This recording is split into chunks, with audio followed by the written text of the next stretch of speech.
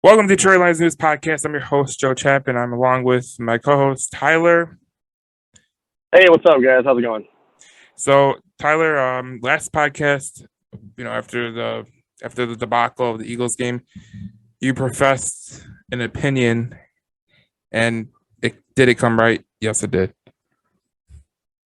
Yeah, man. So first off, anybody listening right now, I'm riding back. I had a game party with a friend of mine, so if I sound a little different, I'm headed back right now. So I'm using on an AirPod on the phone line. So I apologize if the quality isn't so perfect, but no. Now we Tyler got is that on the out of the way. hotline Yeah, bling. yeah, I'm on that hotline bling right now. So no, look, like get that out of the way. As far as the game goes, man. I called that shit. I said, look, we need to come out. We need to get we're going to get at least 5 or 4 sacks. I said, we got 5. And I said, 2 of them are coming from Aiden Hutchinson, and there were 3. So not only did he one up my expectations, but so are this Lions. And what was a straight up wrecking ball of a defense in the first half against Washington. Yeah. So, I mean, man, look, sometimes when you got a feeling, you just got a feeling. And yeah, I had a feeling we were going to go out there and punch some people in the mouth, and I think that's exactly what we did. So, great win. Let's kick it off. Yeah, it was a great win. They didn't get the time of possession. They didn't win time of possession. But what they did do is they got the turnover, the interception that pressure forced. One of the things that you said last week, and I was laughing about it because I was watching a game and I seen all of a sudden 3 sacks, 4 sacks, 5 sacks, and it was like relentless pressure all game. Like I can't remember a first half that was as good as we saw against the Commanders. No, 100%. There's I liked last week how against the Eagles we did come out super aggressive, right? So we're attack, and I like that. But this game, I think they knew they needed to prove something, and they knew that we need to go out there and we needed to make a statement. And I think that's exactly what we did. We went out and we added pressure to the quarterback. We were going after Wentz early and often, and we looked fantastic doing it. And we controlled the pace of that game. That's what I said last week is one of the key moments is we need to control the pace of this game. And it's exactly what the Detroit Lions defense did and exactly what the Detroit Lions offense did. And it's exactly what we needed to do to win. Yeah, what's the interesting stat of the day is like Amon-Ra St.Brown was our leading rusher today. With 68 yards. But Swift had a great game. Jamal Williams had a great game. Craig Reynolds had a great game. But Amon-Ra St.Brown got the jet sweep that day. He got out of the backfield and 68 yards, 2 carries. Swift had 5 on 56, which we all know why, because he was on a pitch count because of his ankle. But man, that's kind of the way you win. But one of the things I take away from this game is I saw it on your Facebook, and I saw it on the Detroit Lions news page. Amon-Ra St.Brown is becoming an elite wide receiver for this team. Number 1, baby, wide receiver 1 on this team, and at least until Jameson comes back, he's looking really sharp and he's looking really confident. And it's awesome to see. We have our own version of a Cooper Kupp going right in front of us. See, that's exactly what I was going to say. He's kind of like Cooper Kupp, where he just finds ways to get open. And one of the things that I like about Amon-Ra St.Brown is when Jameson Williams gets back, someone's going to have to dictate the coverage, and they're not going to be able to double everybody. They're not going to be able to double Amon-Ra. They're not going to be able to double Jameson both done at the same time. Because if they do that, TJ Hockenson's coming out the back, coming up the middle, or DeAndre Swift is coming, from the backfield. DJ Chark, he's going down the sidelines. Like you can't really gauge on one person no more. It's more like you got 3 weapons that people have to account for. Yeah, well, definitely. I think another thing that's really important to look forward to is how many people touch the ball. So obviously with, the way we've been talking so far, we're just going to start off and we'll just start off on the offensive side of the ball and, go over some of the things that we liked and saw. And so there's a couple things right out of the gate. I do like how many people were involved. So Goff had a completion of 7 different receivers and 5 different rushers today. So, yep. I mean, you got 12 you got 12 different skills positions that are touching the football all day, and I think that's big time for a team that is always heavily relied on one or two main skill players, Calvin Johnson. But now that we actually have a more complete team, I mean, you're seeing 12, 13 different guys touch the ball in the same game. That's pretty special. Yeah, you know what? We talk about the offense, but one of the things about the offense that they did like so well was, like you said, so many people got the ball. Like Hockenson got the ball 3 times. He was targeted 7. He didn't have a great game today. Brock Wright caught that one touchdown for 20. I mean, that one reception for 25 yards, no touchdown, obviously. But everyone was getting involved in the pass game. And then you look at the run game. I mean, Amon-Ra, St.Brown was involved. There was just everyone was getting involved on the offensive end. I think that's something that, the Lions can really hang their head on. Yeah, and diving down into this game a little bit, there's a few, definitely a few key points I kind of want to point out from an offensive perspective and some of the things I saw. And, Joe, if you'd kind of like to either piggyback off that, or I'm sure you probably can agree with some of those. I know we should chat back and forth during the game. There's a couple things, we may not see eye to eye on every time, but I think for the most part, we share like your a lot of observations. Like your Jared Goff slander. All right, look, okay, let me just dive into it, all right? So, okay, I'll just get it out of the way. I'll get the elephant out of the room. I'll get it out of the way. Jared Goff had a good game, right? He had 4 touchdowns. He had 20 completions out of 33 attempts, I believe it was. And he had, 250 yards, 256 yards. So, on paper, yes, he had a good game. My only issue with that is if you actually watch the game, which I know you did, and I know I did, there were so many times where he kind of got bailed out by some of the skill players, and I think that it's dangerous to play like that sometimes. So, his one of his final touchdowns, I believe it was his last touchdown, he threw to DeAndre Swift. The guy throws a crap ball right at the floor. Swift has to scoop it up, make some magic happen, jot around for a 20-yard touchdown near the red zone. So, little things like that. I mean, overthrowing DJ Chark on a wide open ball down the field. Missing Amon-Ra a couple times. One on like a deep out. It was 3rd and 10, a deep out. Amon-Ra was open. Just missed him by a mile. I mean, the guy's human, and I'm not hating on him. And you got to respect the guy. He's trying to do what he can, but there's just there looks to be like a lot of plays where he does get bailed out sometimes by the skill players, and those true quarterbacks that are able to take the next step is able to put his guys in a little bit better position to continue to make some yards after the catch. But I feel like overall, his poise was good. He did look good.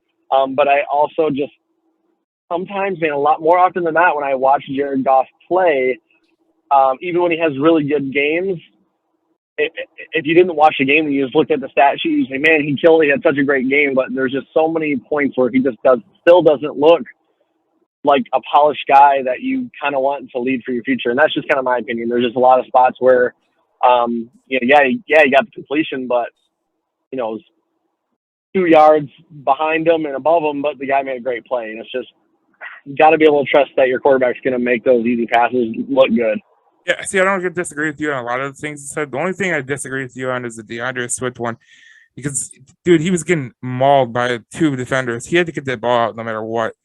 And when you're making an off-platform throw like he made, and sometimes it's going to be off target. I mean, like we've seen, today, you obviously were with your Lions party or whatever, but Joe Burrow made this insane throw across his body that it was a crappy throw, but he made it into the touchdown. Sometimes when you're a quarterback, you have to just make that, it's going to be a shitty throw. It's going to be a shitty throw, but you just have to get it off and give your guy a chance. And a guy like DeAndre Swift, you can give him a chance and he's going to come up with it. There's guys that you can't do that to. Like you can't probably do that to a Jamal Williams or a Craig Reynolds, but you can do that to a DeAndre Swift because he's talented.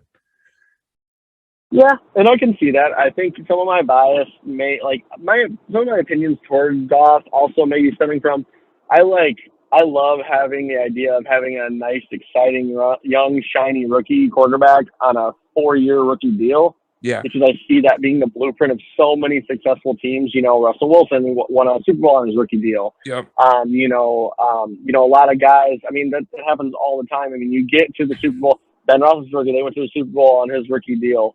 Obviously there's some outliers, but some of those guys who make their runs, that's just how it happens. I think Joe Flacco was maybe on the last year of his rookie deal when they went to the Super Bowl too. Yeah, I think so. Yeah, then he got paid and they went to the ship. Yeah. So, so I like the idea of that so much that sometimes I let that bias blur me a little bit. Yeah, the only issue with a 4-year deal on a rookie contract, like, I love the people that are like, let's go draft Anthony Richardson out of Florida, right? The guy was horrible. No, the guy was horrible yesterday. You look at a guy like obviously Bryce Young, CJ Stroud, they all good, but there's in the top 10 of first round picks, there's only a 50% hit rate. So if Jared Goff goes out and he passes for, let's say at the end of the year, I mean Jared Goff right now has, I think he has 6 touchdowns, 1 pick. 6 touchdowns, 1 pick. Let's say at the end of the year when Jameson Williams comes back, let's say his passing touchdowns, he's got 31 and 10 picks. I mean, you really can't hate that. That's kind of like the Kirk Cousins motto. You know what I'm saying? Now, yeah. I understand that. It's just tough when you pay them so much money. Yeah, but you're not really paying them a lot of money. I mean, like, to be honest, like if you look at these contracts that are going out right now for NFL quarterbacks, I mean, look at Jameis Winston. He's getting paid like pretty well, and he's not that great of a quarterback. I mean, at some point you're gonna have to pay your quarterback, but if you can get him for kind of a cheaper deal, let's say at the end of his deal, I mean, he's probably gonna get paid market value. But let's say he takes a little bit of a discount and doesn't like break the bank. I mean, that's a total win. Yeah, I mean, and I like if he said he did really well and he wanted to come back on like a 3-year, $65 million deal, 3 years, $75 million deal, go ahead. Yeah. I just don't want to see another $35-40 million extension for a guy who doesn't really deserve that kind of money. Just because we're desperate to keep a quarterback, or it's because Brad Holmes likes him. Yeah, I just don't think that you can like I don't think he's like a guy that like is going to cost you games. You know what I'm saying? I mean, like you look at some of these people that are getting their cap figure is high or whatever. I mean, Jimmy G is getting paid $13 million. He just started playing this. He just started playing now. I mean, there's a lot of players right now that are getting some high valuable money for, Yeah, no, definitely. I don't know if you can hear me still all right. I am running through a little bit of a rough service area, but everything's still good? Yeah, you're good. Oh, okay, cool. My next topic is something I want to kind of bring up. There's a couple more that I see on this offense in this with this Commanders team. One being there is one little idea I have, man. I know it's going to sound blasphemous because there's a lot of fans in here that really root for him and really, really like his game. I'm not liking what I'm seeing out of Hockenson this year. Oh, no, you're totally right. And I was going to actually bring this up. I'm glad you brought it up, too. But I'm not paying him the money that he wants. Like, I'm just not. Exactly. I mean, he's looking like a guy, like, I hate to say it because and as Lions fans, we tend to try to hold on emotionally and try to back up those picks, right? Hawkinson's a top 10 pick, so naturally you want to defend it, right? You want to have some emotional attachment to it there. But, man, if you're not going to step up and play like elite tight end ability and play, like, I don't want to pay you what you're going to be wanting to get. I mean, there's so many times where it seems like he's kind of being soft, or he's not, doesn't have the right communication or timing down with his quarterback. And that's something you need to do on the off season and private workouts. And you need to really, really, really make sure that you have that, especially for a guy like Goff who doesn't have the strongest arm in the world. And if you're just not going to, if you're not going to play, man, like a George Kittle or a Darren Waller, then you're not going to get paid like one, and that's just what it is. And I don't know. Here's your top 10. Here's your top 10 tight ends that are getting paid. George Kittle's getting paid $15 million. Kelsey's getting paid $14.3 billion. Tell me where to stop when you think he is the right amount of money for what he's getting paid. Dallas Goedert, 14.2. Mark Andrews, 14 million. That seems like a steal right now. David No, it does. Njoku, 13.6. That's kind of where I would put him at the Yeah, that's kind of where I would stop. But it's like, but at that point, are you going to put $13.6 million on a tight end?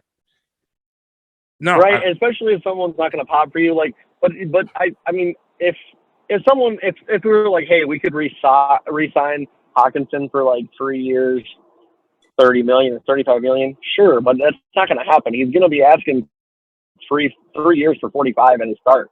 I mean, you know, he's I would say he believes, and most people believe, he's probably talent-wise, he's right above, you know, like a Dallas Goedert. When healthy and when producing, you know, potential, you know, he's still young. But, you know, and I also think that people view him and give him a little too much value sometimes because he's not producing like a 15, 16, 17 million dollar option. And through the first couple of games this season, I'm starting to think that, you know, this offense could thrive just fine without him. But, you know, it's always nice to have if we get him back affordable, but I need to see more out of him. Yeah, I was saying that earlier. I was like, man, if they pay TJ Hockenson, I think that would be a mistake because you've seen him today. I mean, he was dropping balls all over the place. I mean, he's had 2 bad games in a row, for being honest. And like he had a couple drops today. Really just wasn't his best game. He was off with Goff all day long. I mean, if he really wants to earn his money, he's got to be perfect from here on out. Yeah, definitely. And something I also was saying. Yeah, go. No, go ahead. Yeah, the only way I'm paying him is if like he does like Mark Andrews, right? Like Mark Andrews, the guy was electric. He had a touchdown today. He had about 70 yards, against the Dolphins, which that was a shootout. But that's what you expect. You expect a guy who you pay $14 million to make plays like take over Mark Andrews does. Mark Andrews is the only guy on that roster that actually like can catch the ball and like get rack yardage. I mean, we've seen Rashad Bateman do good, but let's be honest, like it needs to be a really good security blanket. Yeah, like if Jared Goff is going to you and you're getting 80, 70 yards a game, like okay, maybe, you know, like you're getting a touchdown, you're being a red zone threat, cool. But like we're seeing with Green Bay. Watching the Chiefs play, it's like they need they need a first down, or they need a they go to Travis Kelce. A big play, or they're going to Travis Kelce. You don't even have to question it. It does. You like oh no, Mahomes lost his, you know, his top couple receivers. Oh, that's okay. He has Travis Kelce. That's the first thing that pops into your mind. Yeah, Travis our receivers go down, I don't think, oh, that's okay. Jared Goff has TJ Hockenson. I just don't think that. It doesn't pop into my head. I mean, so I watch a lot of Tennessee Titans football because they're secretly one of my second teams. But like when they had Jonnu Smith, right? He was good. Mm-hmm. Now he is a 6th ranked highest paid tight end in the NFL this year at 12.5. Him and Hunter Henry are on the same team with the Patriots, and they're getting paid $12.5 million each. I didn't think Jonnu Smith deserved the deal that he got because honestly, like if you're being honest, like he did everything that TJ Hockenson does. Yeah. I mean, if you're being honest, like the guy who is 9th on that list is Dalton Schultz, and I think Dalton Schultz sometimes outplays him. And the guy ahead of him, Mike Gesicki, I think he outplays Hockenson too. I think the fear in it is not we're going to lose Hockenson. I think it's what happens if we don't pay Hockenson. Who the hell are we going to have? You know what I mean? It's more of like. See, I think that's the biggest. You know what? A lot of people make the excuse. You know what I'm saying? Like they got to realize that you have a real general manager right now. You know what I'm saying? Yeah. Like you got Rodrigo in the 6th round. You got Amon-Ra in the 5th round. You have a lot of good draft picks. You don't think that guy could pick up a tight end at some point? Yeah, you got to believe. I mean, you're absolutely right, and you got to believe that they'll make the right moves. But you know, say James Mitchell gets healthy. I mean, if you're telling me, hey, would you rather pay Hockenson $16.5 million, or would you rather ride it out with James Mitchell making, you know, $1.5 million? give me Mitchell with the upside and with the chance that he's going to turn into something decent. You know what I mean? I'd have to say. You know what?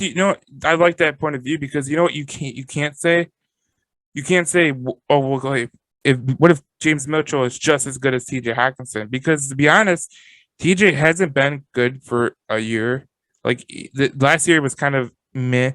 You know, you expect more from a tight end, especially a guy who was drafted 10th overall. I mean, you expect like Kyle Pitts. You kind of expect like a George Kittle. You know, even a Dallas Goedert. Like Dallas Goedert's a hell of a tight end, and he was drafted in the first round. Yeah, you do. You need to see something from him, and that kind of rolls me out into my next point. Actually, I can kind of segue to that. Is my other idea of this offense is,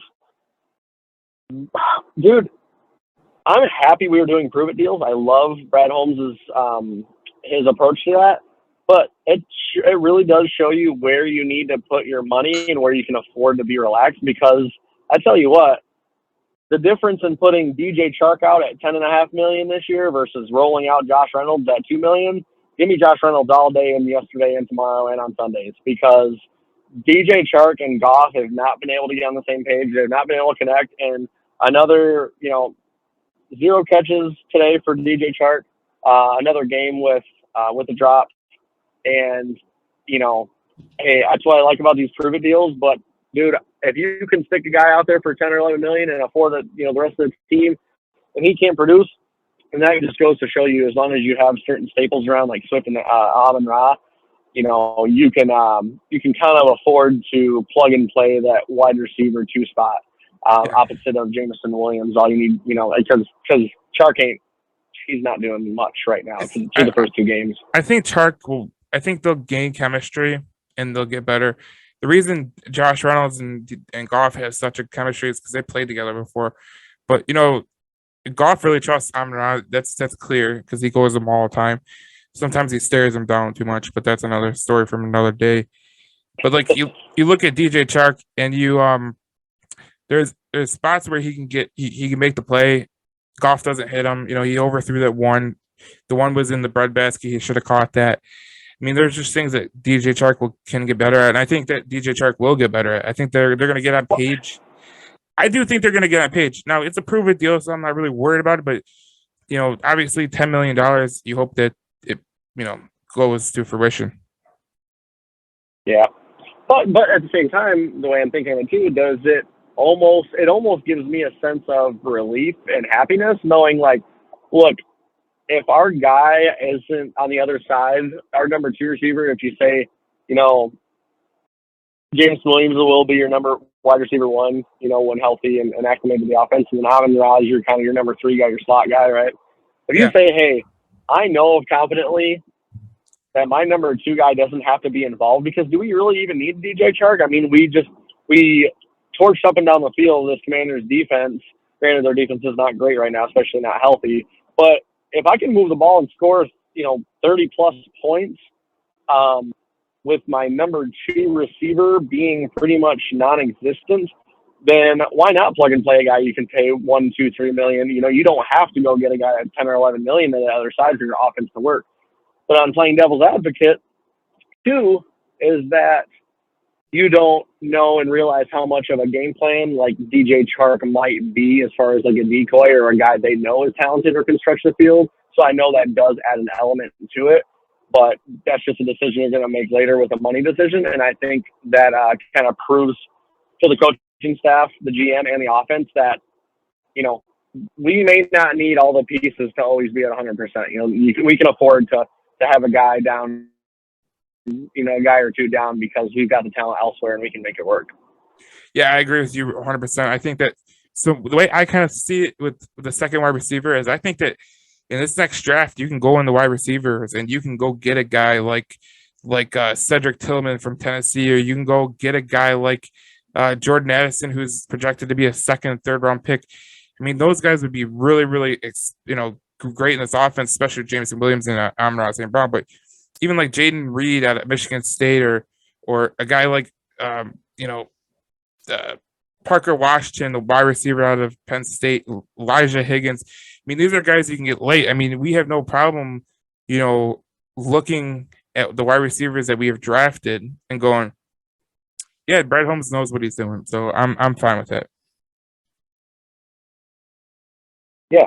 Yeah, No, it, I think that it's just going to show us some identity and what we are. I mean, the Lions have never been one of the teams that are a plug and play team per se, but hey, this offense is looking really electric and really good with the combination of Ben Johnson and Dan Campbell at the helm. It's looking really nice. I mean, here's the thing. Everyone says plug and play. You know, like you look at the Green Bay Packers, right? Aaron Rodgers is the best quarterback in the league, no doubt about it. But when you plug and play guys like they're plugging and playing, I mean, sometimes you run into an issue. I mean, you run into an issue with that in Kansas City where he's having trouble finding a guy to trust. But the Steelers have done it for decades. I mean, they lose Tynes Ward, they get Antonio Brown. They lose Antonio Brown, we got Chase Claypool. Oh, we got George Pickens now. Well, you got to remember all the other guys too, Antoine Randall and Mike Williams. We're going back all the way. We can go back all the way, and they just slot and play. That's what a good organization should do. You know what I'm saying? Mike Wallace, sorry, not Mike Williams. Yeah, Mike Wallace. That was then, and then they had a guy. What was his name? It's escaping me. Martavius Bryant. See, that was that was the one that they could have had. That could have been the next Antonio Brown, but he was an idiot off the field. A little bit too much issues for sure. But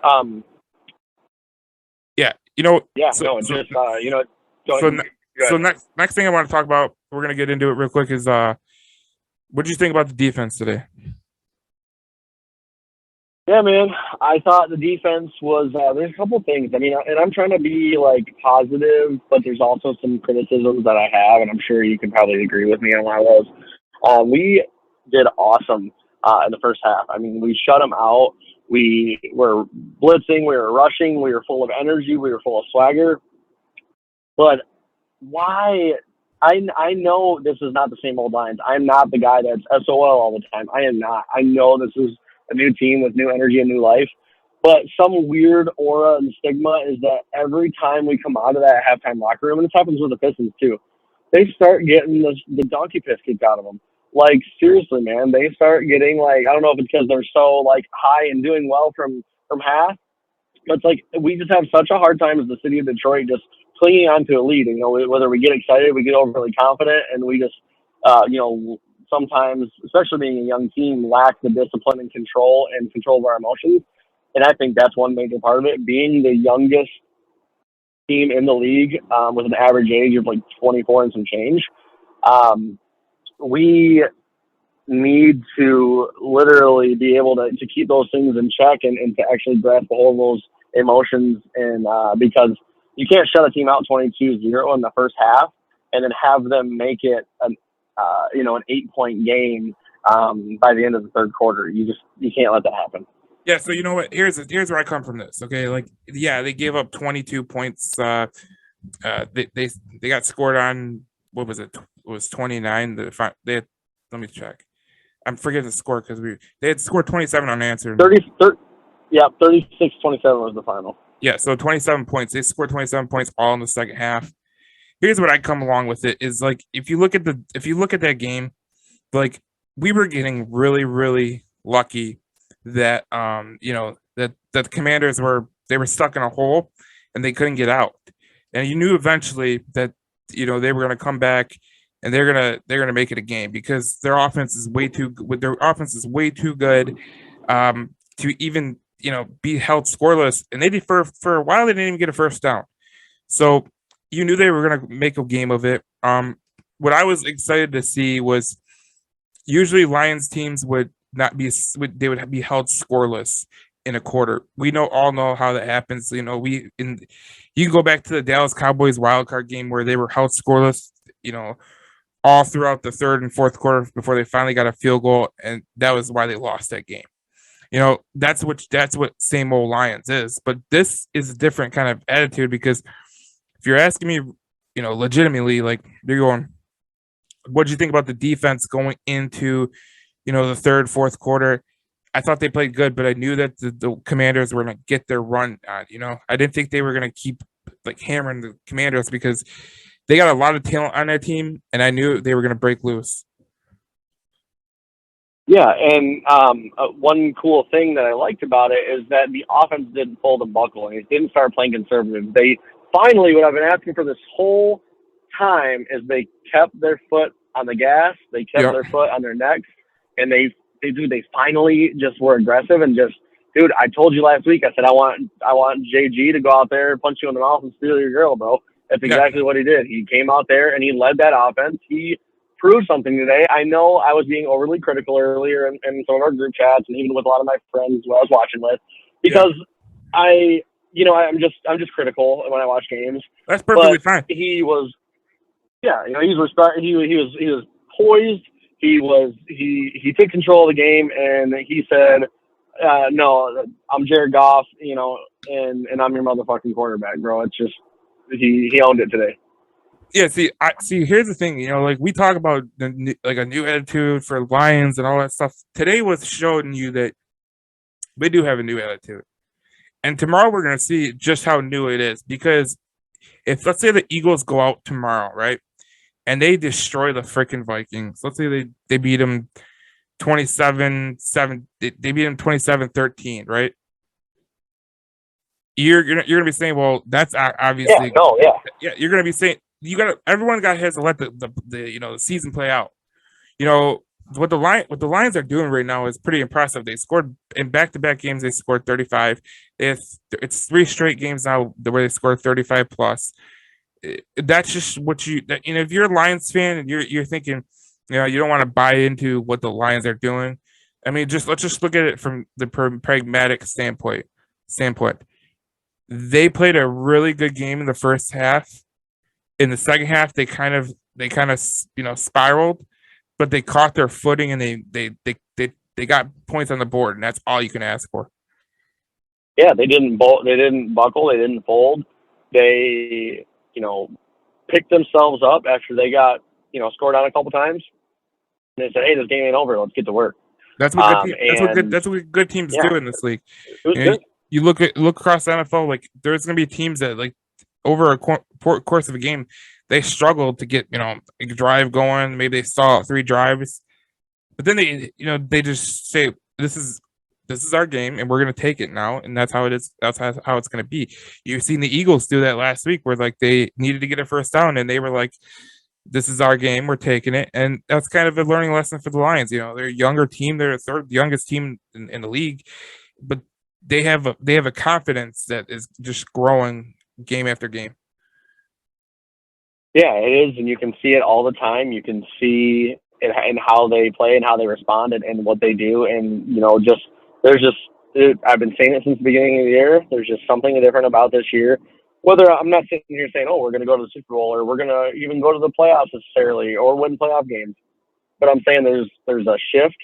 And there's a culture change, and there's an attitude change, and there's a character change. And with that being said, other guys in the league are seeing it. Travis Kelce came out and said, "Oh, I'd love to play for a guy like Dan Campbell." Yeah. Slay has said, "Oh man, I really respect Dan Campbell. It would have been awesome if my time in Detroit had someone like that." Ndamukong Suh has praised Dan Campbell and said, "I love the attitude. I love what they're doing in Detroit." There's all sorts of media personnel and announcers and analysts that are saying the same thing. So that's step one. Now, whether you go out there and you win 9, 10, 11 games this year, that's, to be seen. But I don't think it's necessary to say things are changing in Detroit. This is not a loser city anymore. No. Things are changing. Things are getting better.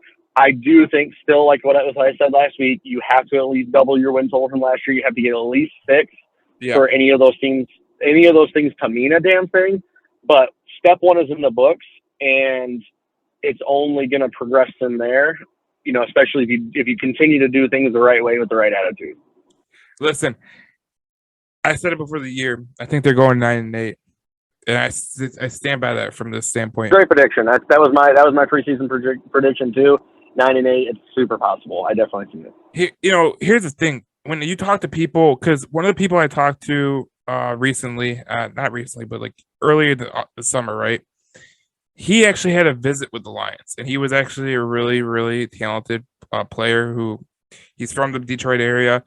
The one thing he said was, if they offered me more, I would have came. But here's the thing. He said, I love the way that they're going. They're going to be a force in a few years. Like they really are going to be a force in a few years.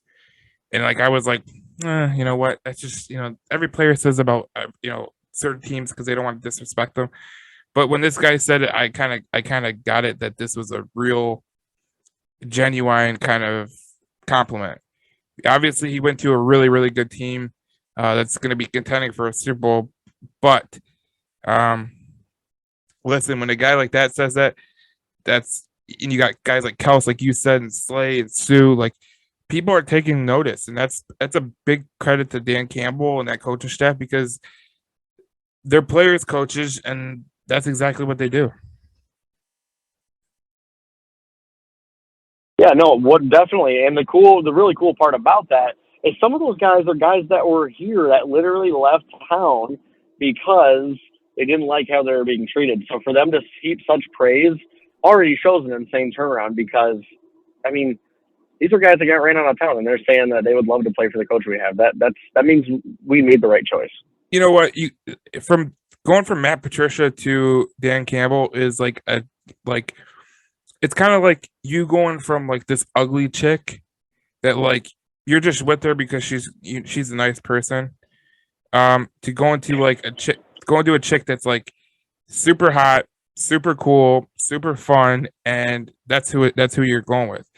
Because if you ask me, like the Lions, that whole Matt Patricia Bob Quinn thing, the day they played the Jets, I was like, listen, the first half was great, and then you've seen exactly what we've talked about in this podcast, where they went into a hole and they got killed by the Jets on their opening night on Monday Night Football. Oh and, my gosh! and Sam Darnold killed them. Contradicted that pick six when we thought we won the Super Bowl, and then they just continued to we get thought we were on to things, and then we knew quickly that this was not going the way we thought it was going to go.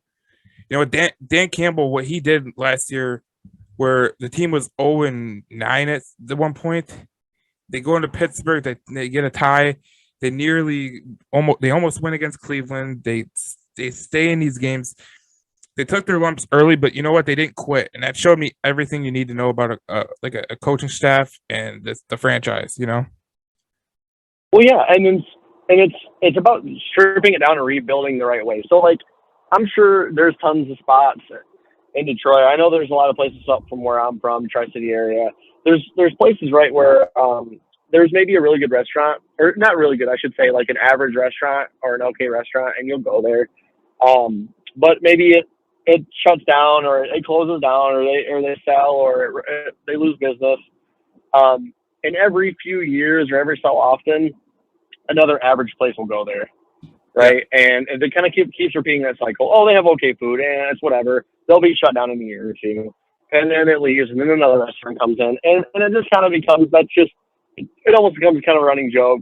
We have a spot up where I'm from that. It was like 4 different restaurants in 5 years, and they were all pretty okay, but nothing was spectacular. That's what happens when you fail at a rebuild, bro. You keep putting some half-assed average, food place into the same building over and over. At some point, you have to knock the damn building down and build a nicer one across the street. I mean, sometimes you just have to. See, I know you're a Pistons fan. How many years did the Pistons do that? Where they would go, okay, here's what we're going to do. We're going to bring in Blake Griffin, and he's on the edge of his freaking career. We're going to bring him in because he's a name. And, like, they would just postpone this rebuild that eventually, like, we knew, like, this team isn't winning a championship with Blake Griffin as a star player. Like, it's just not. After they traded Chauncey for AI, and obviously that's a whole Pistons topic, but just for an analogy, when they traded the Pistons traded Chauncey for Allen Iverson, and they went from like 2009 until 2020 or 2019, whenever they hired Troy Weaver, without any identity, and that's kind of the Lions. That's why they fired Jim Caldwell. We were stuck in this purgatory of going 9-7, which everybody has their own opinions on Caldwell. I knew it deep in my heart he's not going to be a guy that's so enthusiastic to get you over the top but he's also a guy that wins football games and was a decent coach. But they felt like they needed something more. They just went in the wrong direction with the wrong guy, and it's like it set us back. It's like the Chauncey Billups trade. They thought they were getting AI, and they thought that they were continue the rebuild, and that did not happen. And it's kind of like Troy Weaver and Brett Holmes they echoed each other. We're gonna build this thing through the draft. You're gonna see promise on the basketball court. You're gonna see promise on the football field. I mean, you look at what Stevie Y did in Detroit with the Red Wings. Like, they show promise. Like, there's 3 teams in the city that said, "Listen, we're committed to rebuilding it the right way. We're not gonna, rebuild it, this half-ass way that usually, Lions would do, where they would go sign a million free agents and hope that it sticks, or the Pistons going in and trading for Blake Griffin. Like, that's not going to work at all. Like, that's exactly. Well, what happens is, you just get stuck, man. I mean, for real. Like, right? You're Jim Caldwell. You can for winning 9 games 3 years in a row, but Patricia and Quinn were way too prideful and egotistical to actually face the music and say, we need to tear it down, and this is going to be a full rebuild. We're going to do it slow. We're going to do it patient. We're going to do it the right way. We're going to earn the trust of our guys. They were just too much of arrogant assholes to let that happen. And Brad Holmes came in and said, look, we can't continue this anymore. He stripped it down to the studs and just built a new restaurant, man. Altogether, he went across the street and built a new one. And he said, this is going to be different. It's just you have to at some point say, no, I'm not, you have to put your pride and your ego aside and say, it's okay to strip this thing down because I'm going to be the captain of the ship and I'm going to make it right. And if you follow me, I will do my best to make sure that, we are a contender in the next X amount of years, whatever your plan is. And finally, a guy who's not scared to say it and not too prideful and egotistical, just strip it down and do the damn thing right. Yeah, you know what I think that Brad Holmes has done right, and it's kind of the same thing that that Troy Weaver has done right and Stevie Y has done right with their rebuilds, is like they follow a consistent model of what they want to go after. Like, he could have picked Kayvon Thibodeau at number 2, but he said, you know what? This is a guy who matches the culture. This is what our culture is going to be, and this is the guy I want to build around, Aiden Hutchinson. You've seen it with you've seen it with the Pistons with Cade Cunningham. Super great guy. He's a winner. He wants to get better at every shot. With the Red Wings, you see guys that are competitive, like they're super uber competitive. That's how you build cultures, and that's how you win in these leagues. Well, yeah, and you need to find guys that have high floors and some that have high ceilings. I'm not gonna lie, dude. It was so easy, and people can rag on me, or you can talk your shit or comment, whatever. But I'll go ahead and say it. I was a guy who kind of wanted Kayvon Thibodeau, because I think his ceiling is super high, and he kind of gives like a swagger that I thought our defense could have used. But more watching Aiden through camp and watching him through preseason and watching how him and his family interact and watching how he holds himself and how hard he works and how relentless and just on it he is and how much the guy loves football and loves to work hard. I love the pick. But it's like, it's easy to get wrapped up and enthralled in the upside or, the talent or the flash. But to your point, Brad Holmes having enough maturity and having enough poise to be like, look, that's a nice flashy, toy right there. But you know what? We're going to go with someone who I know his floor is going to be high. He's going to be reliable. He's going to work hard. He not only matches the culture, but we see a lot of talent in him. Yeah. And then it just raises everyone around you too. Everybody he drafted last year, I don't know if you caught this. Everybody he drafted last year was a team captain on their team. That tells you everything. So, that tells you everything. Yeah, you know. We want leaders. Matt Patricia sent leaders away because he didn't want you to have your own voice. Yep. He didn't want you to be a leader, and he wanted to control everybody. He wanted yes men. Brad Holmes says, no, give me as many leaders as you can. I want all the team captains. I want you guys. I want iron sharpening iron. I want you to get each other's faces. I want you to be better. I like that you brought that up because, we keep doing these cross sports comparisons because all these 3 teams in Detroit, the Red Wings, the Pistons, and the Lions, they're showing brilliance in the way that they rebuild. But I take it back to a guy like Steve Eisen, right? Because I do the Red Wings podcast, the Red Alert podcast, and like you look at every player he's drafted, right? Every player he's drafted, the Mo Sider, the Lucas Raymond, the Marco Casper. There's one thing that comes back to each of those guys. They're uber competitive, and the one thing that is known about them is they have raw talent that he just goes, you know what, I'm taking a chance. And he's been right on two of those so far. And then he's drafting these guys like in the later rounds that are two-way players that are going to play offense and defense and that are going to be hard-nosed. And that's been his philosophy the whole time. Brad Holmes, you look at how he drafted. You just said it. He drafted all captains. He drafted guys that were leaders at their university.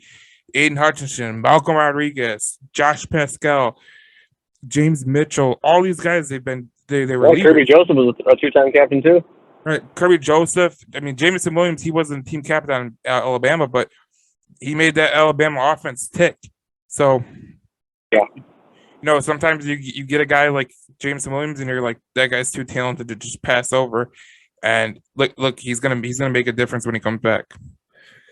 But that's also a guy too, though, that you're not worried about because he's so hungry to learn, and he does see yes, he has like his own personality. And he may not be like the guy that's super eager to be super like vocal and lead right now in his career, but he seems to me like a guy who just wants to work. And Dan Campbell and Brad Holmes are finding guys that just love to play football, bro. And that's what gets me so damn excited. They love to play football. They love it with their whole soul. Jameson Williams sits at every single practice. I've seen it with my own two eyes. He sits every single practice, running along, like going along the sidelines, doing the things trying to do some of the things that the receivers are doing on the sidelines as far as mimicking some routes or catches. And he's always got a ball in his hand, and he's always got a clipboard, writing notes, writing stuff down. He's always, a headset on. He's engaged all the time. Like you don't see him just walking around, pussyfooting around, just bullshitting with guys. Like he's always engaged and he wants to learn and grow and be better. And that's the awesome part. Yeah. See what you just said. Listen, Jameson Williams doesn't have to be vocal, because usually wide receivers are not vocal, and if they are vocal, it's in the wrong ways. But Jameson Williams, I got this interesting comparison. Last time we talked about on the Wednesday show, I told you about the scout that I talked to. That he works for the Titan, he works for the AFC South team, and he was talking about Jameson Williams, and he made an interesting comparison. And I want to get your reaction to this because I haven't told you. His comparison to Jameson Williams, Davante Adams. Really? Okay. Davante Adams, huh? Yeah, so he says what he sees out of Jameson Williams is like Davante Adams. Because what he sees, Davante Adams is a hell of a wide receiver, one of the best wide receivers in the NFL. But what he sees out of, Davante Adams, Jameson Williams, is he's a great route runner. Yes, he has better speed than Davante Adams, but his competitiveness is just like Davante Adams, where he's not gonna, Tyreek Hill, he's a great player, and he has a high motor and everything. But the one knack on him was, there was plays that he could have made, but he didn't want to get hit and take that catch. Davante Adams is different. Davante Adams, he'll take that hit, but he'll make it play. It's kind of like what you said earlier about, Brad Holmes' philosophy to draft these guys. You look at Amon-Ra St.Brown and him not giving up on a play because he might get his ass whooped.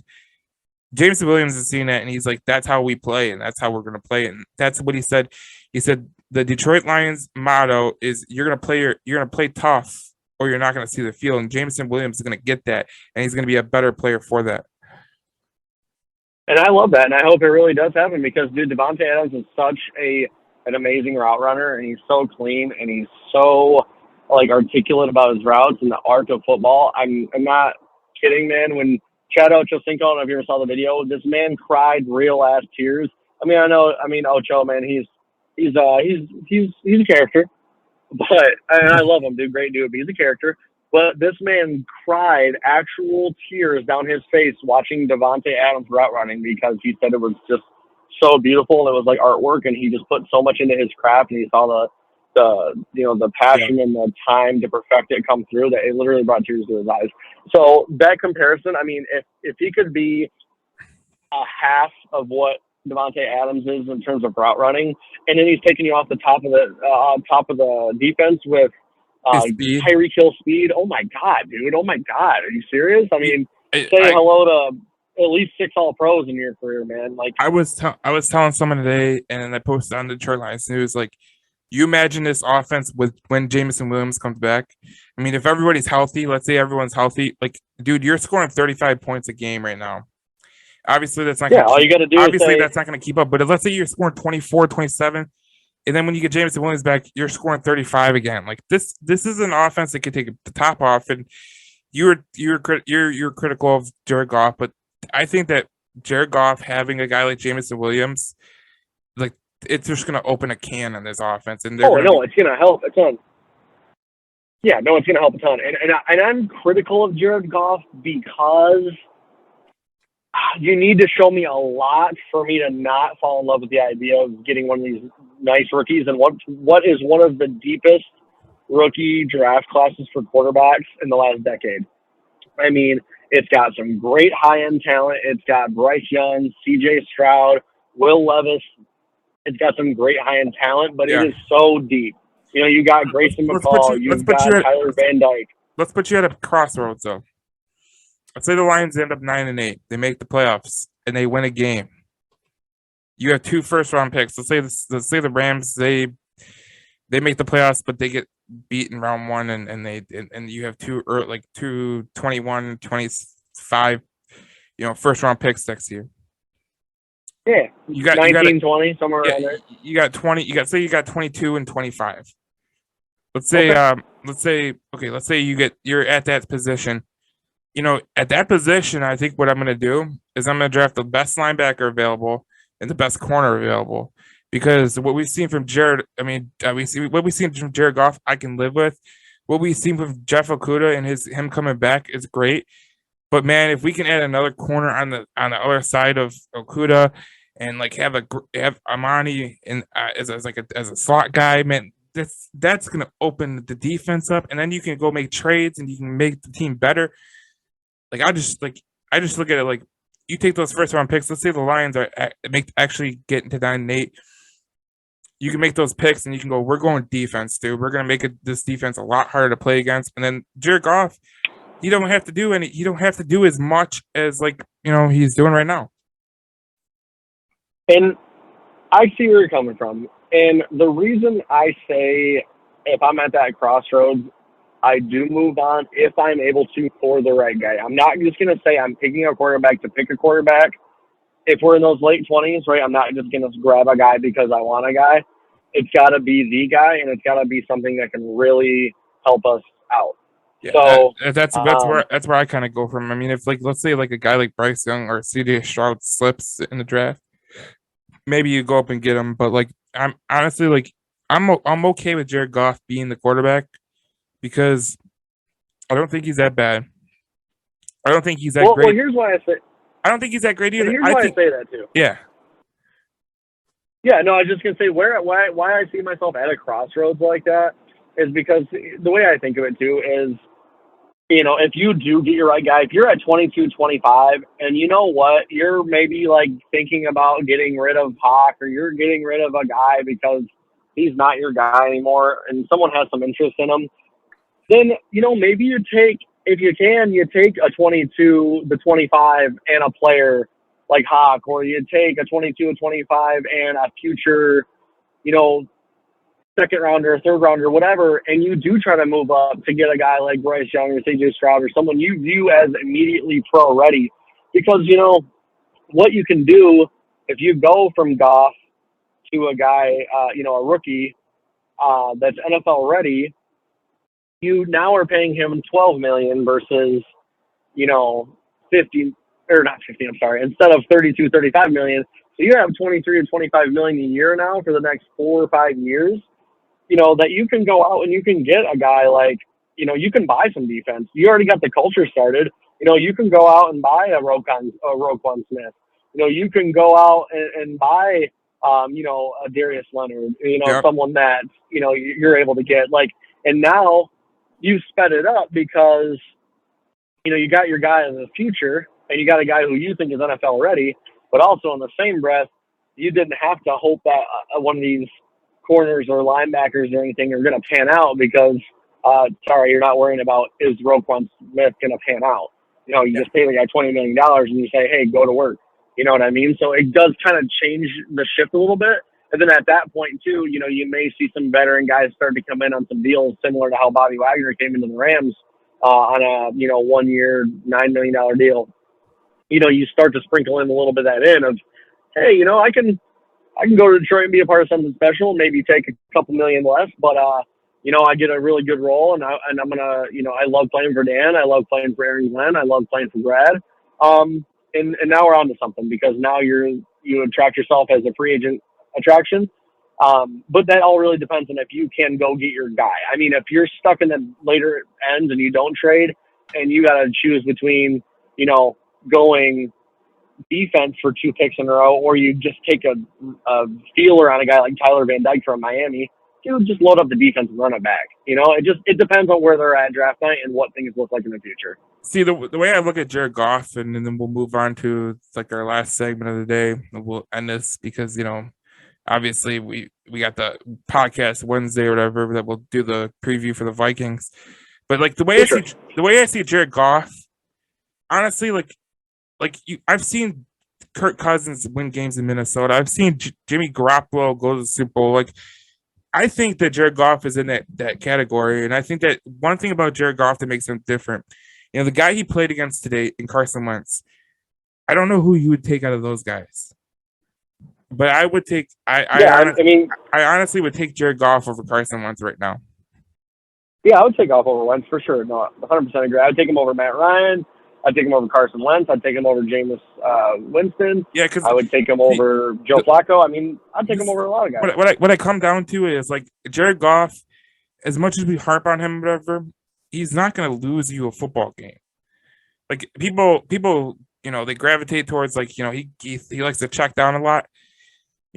Sometimes the checkdowns are a smart play. I know everyone likes the long play and they like Patrick Mahomes throwing the deep ball or Josh Allen throwing the deep ball, but Tom Brady has made a living out of doing short passes, quick passes, check down routes to his running backs. That's what he's done his whole career. So I with Jared Goff, I'm comfortable if he's the starting quarterback and they want to make him the starting quarterback of the Lions, and he'll earn it. If he does earn it, cool. Obviously we can put those resources. What I don't want to do too is, but if Goff's going to be like Alex Smith at some point, I do want to build a team around him for it to make sense, but then I want to go out and get my own version of Patrick Mahomes and give a guy a really, really talented roster on a rookie deal and let him go nuts. See, I think that's why it's great that Brad Holmes has John Dorsey in that front office. Because John Dorsey was a part of that, and that's exactly what they did. He's listen, Carson Wentz, Alex Smith is really, he's been really good for us for Kansas City, but we got this guy named Patrick Mahomes. That's kind of high level stuff that you need, Definitely, man. And I love to see that you see so many similarities, whether it's front office moves. You see all that of all these kind of modeling the same way of all these other great teams, and a lot of people don't even maybe realize it. But those little signs of showing that, oh, that's what that team did. Oh, that's what that team did. Oh, that's what that team did. When you're talking about Super Bowl winning teams or Super Bowl contending teams, that means we're doing it the right way. Yeah. And exactly. With Brad Holmes being able to admit his mistakes is even more huge. With a couple signings like Trinity Benson or the trade of Trinity Benson or a signing of Tyrell Williams, he's able to admit his mistakes, and he didn't make the same mistake 2 years in a row.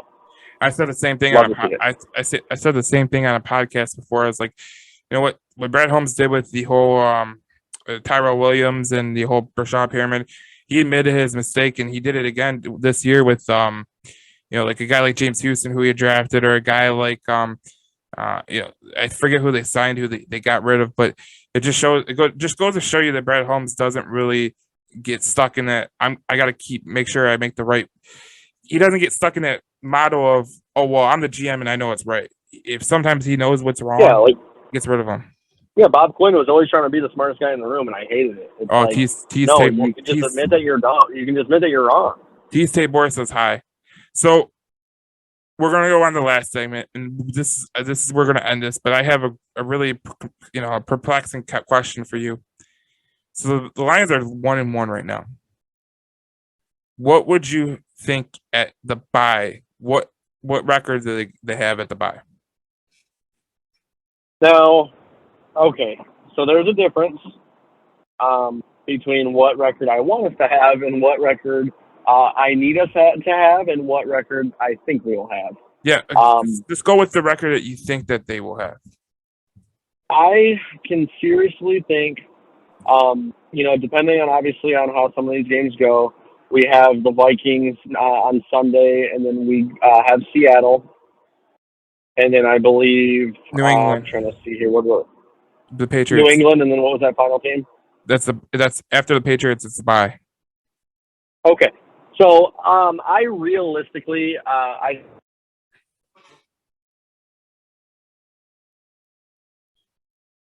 Yeah, before you cut out for a minute, but realistically, I think that the Lions. I think that they're gonna go. I think they lose the Vikings game, to be honest. And then I think that they go home. They play the Seattle Seahawks. I think they win that game. But listen, when you're talking about the Detroit Lions and you're talking about the skill that they have, I think that they beat the Seahawks pretty well.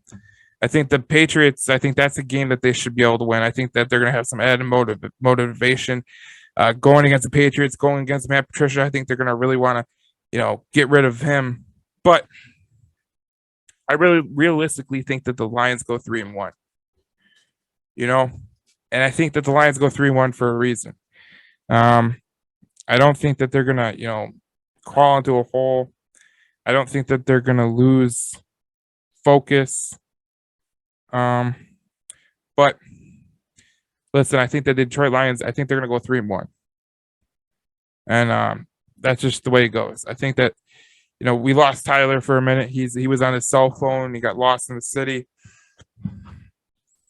But I think that they're going to go 3-1. And I think that there's a possibility in the Vikings game that they do win that game. But I think that they'll win that game. I think that they'll play them tough. I think that I think that they'll get pressure on Kirk Cousins. And I think that could really be a big win if they get that win. But I realistically, I think they go 2-1 down the stretch. They beat Seattle. All right, I'm back in. He's back. He's back. I was what you've all talked about. So I was telling people my prediction, 2-1. Okay. I think they beat the Seahawks and Patriots. I think there's going to be some added motivation to beat the Patriots because a lot of these players on the roster, they know who Matt Patricia is on the team of the Patriots, and they're really going to want to put their best foot forward. But I could see like a little bit of a motto where they kind of go 3-0 because I think that they can get pressure on Kirk Cousins. I think they can force some passes. What do you say? What do you say about that? Yeah, no, I say I kind of sticking by. I said like I was saying before I cut out there. I like randomly lost service in the middle of the city. It was strange. But I think we beat the Seahawks. That's at home. I think I do agree that I think we can go into New England. That's going to be a tough game. But I think that we go in and I think we could squeeze out a field goal win by New England. But I do think we probably take a loss at Minnesota. So I see us heading into the bye week at 3-2.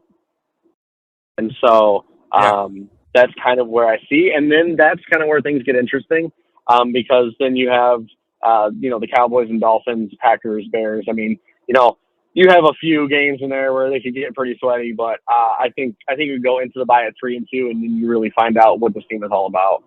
Yeah, I think the 3-2 is the most likely one. I think there's a chance for them to go 3-0 down the stretch and have a 4-1 record, which would be the best case scenario. You know, I do think Sure. I do think the Vikings are the toughest team that they're going to play before the bye. I really didn't think I think the Eagles were tough, but I think the Vikings they're going to be tough. They're going to be tough just because of their offense, but I think the Lions can get pressure on Kirk Cousins. Like I know they can get pressure on Kirk Cousins. So I think that's what's going to separate that game pretty much. Yeah, and that's the thing that we're going to talk about, obviously, in our next episode is that preview. But, one little snippet or one little thing to look out for is watch this game tomorrow. Because the game between the Eagles and the Vikings, like we've been saying all week, that's going to really determine what my prediction is going to be for next game and where I think we're going to lie and what kind of team the Vikings is and where, there's different teams that bring different things on different Sundays. I mean, football's any given Sunday. But I think I got to see this game first tomorrow before I make any sort of prediction or any bold take or any prediction. I got to see this game tomorrow. There's no other way around it. That's where I'm going to. I got to see this game, and then we got to see how the week progresses. Hopefully, Aiden Hutchinson can heal up pretty well. But I mean, you look at the Lions and you look at the way they played the Eagles. If the Vikings come out and they get walloped, I mean, I think that would make me very, very confident going into Sunday. Definitely, man. I couldn't agree more. And, everybody pay attention to this game tomorrow.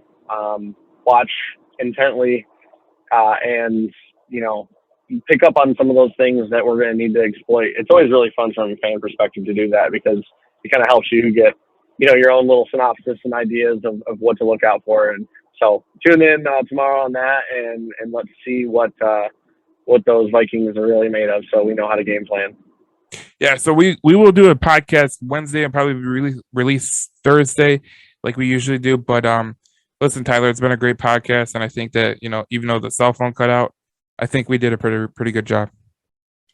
Yeah, thank you, man. I appreciate it. You killed it too, as always. And next time I'm gonna make sure I'm not driving home from a football party, so I'll have a little. Don't worry about it. It's all about fun, We have fun, so. No, man, it was a lot of fun. I love bouncing off ideas off you.